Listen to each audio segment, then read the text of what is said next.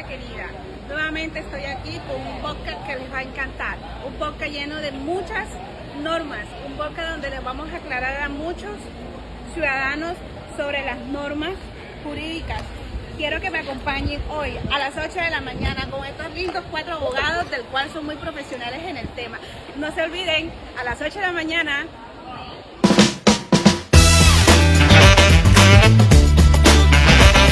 Buenos días. En esta mañana tenemos un podcast muy interesante sobre la estructura lógica de la norma jurídica, del cual traigo a 4 abogados muy profesionales en el tema y nos van a hablar de la estructura de la norma jurídica.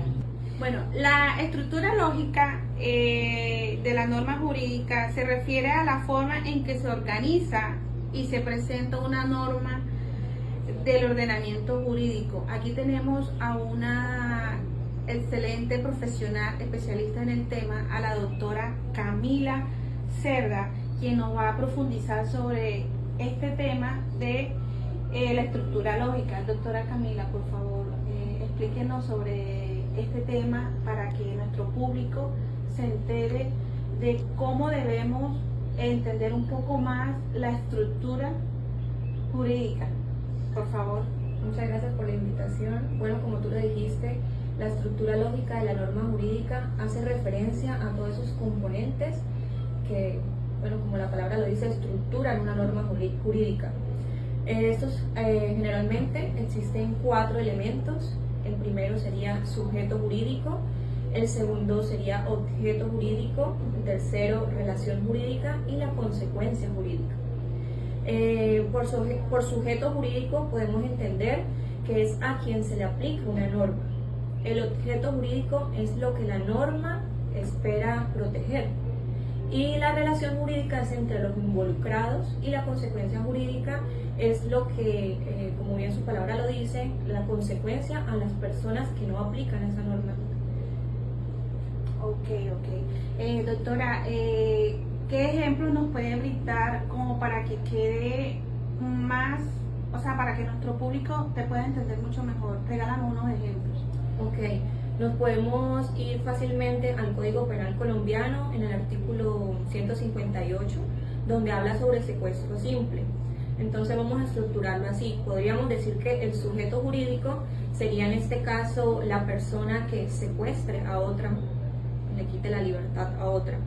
El objeto que busca esta norma proteger es la vida, la seguridad, la libertad de una persona, y la relación pues entre los involucrados, que en este caso es el secuestrador y la víctima. Y la consecuencia lo podemos encontrar ahí en ese artículo, que serían de 192 meses de prisión y una multa de 800 a 1000 salarios mínimos legales mensuales vigentes. Bueno, ese es uno. Otro podemos encontrarlo en el artículo 210A sobre el acoso sexual. En este caso, el sujeto jurídico sería la persona que acose sexualmente a otra. Como sujeto jurídico podemos ver que esta norma quiere proteger, no sé, muchos aspectos. Puede ser la vida, también la seguridad, la dignidad de una persona. Y la relación sería entre aquel que acosa y la víctima. Y la consecuencia, el Código Penal colombiano nos dice que es de 1 a 3 años de prisión. Ok, bueno, doctora, muchísimas gracias. Gracias a ti. Espero que no haya quedado ninguna duda sobre esta estructura lógica.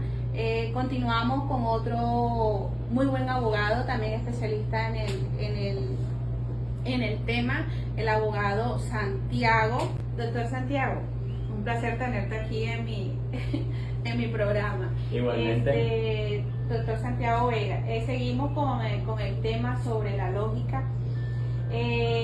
Quisiera que me explicaras un poco sobre la interpretación y la aplicación de las normas.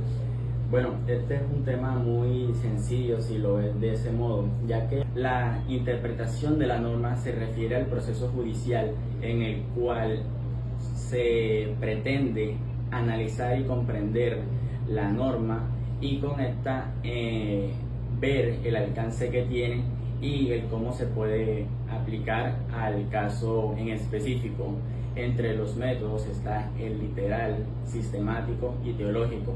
Por otro lado, en la aplicación de la norma se lleva a cabo la interpretación de esta misma al caso en concreto, es decir, utilizar la disposición legal para resolver la situación en específico.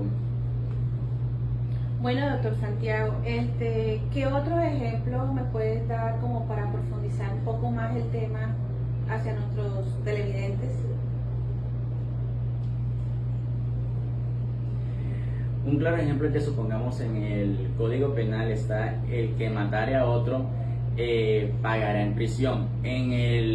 La interpretación está que toda persona que se llegue a ver involucrado en casos de homicidio pagará a sí mismo en su pena en prisión, como lo es el método literal, que es, como bien dice en explícito la norma.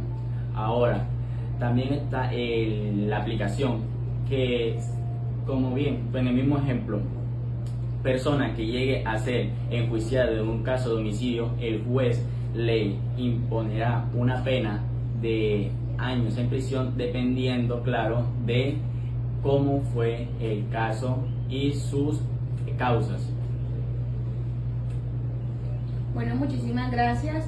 Bueno, continuamos aquí en nuestro podcast, aquí con la doctora Emerlis, continuando con la síntesis del tema con respecto al ordenamiento jurídico. Doctora Emerlis, explíqueme un poco sobre el ordenamiento jurídico. Claro, como tal, el ordenamiento jurídico es más como una regulación o un conjunto de normas, ya que regula a la sociedad misma con que se organiza en base del criterio jurídico. Podemos como tomar como ejemplo clave la pirámide de Kelsen, ya que en su cúspide de la pirámide entra la Constitución, ya que es la ley de leyes.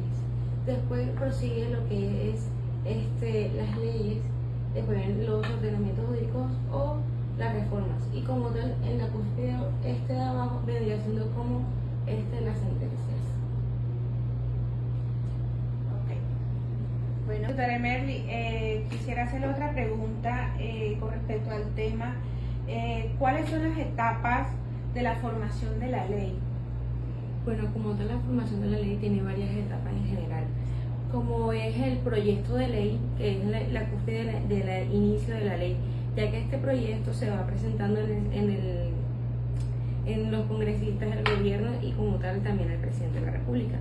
Después de la publicación de la ley viene a la aprobación del público en general, lo que es el pueblo, se hace una votación del que si se acepta o no se acepta, ya que a su vez al no tener la aprobación puede llegar a debate de nuevo a los congresistas.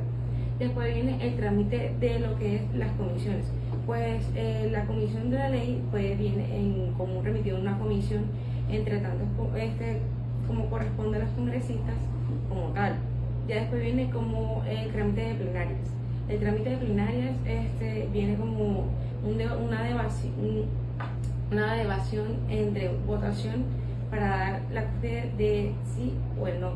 Ya después viene lo que es el trámite de cámara y plenarias para la aceptación de una cámara a la otra. Si pasa de la aceptación de una cámara, vendría pasándose a las otras. Como última instancia vendría siendo a la aprobación de lo que es el presidente para llegar en su totalidad la publicación de la ley. Bueno, muchísimas gracias. Bueno, aquí la doctora Laure me acaba de informar que tuvo inconvenientes en su aeropuerto, entonces pues no va a participar aquí en el programa, pero sí la vamos a tener en una videollamada para que también nos hable más sobre el tema de la cual estamos, ya aquí me estoy comunicando, sobre el tema sobre la clasificación de las normas. Entonces pues vamos a ver si nos contesta la doctora.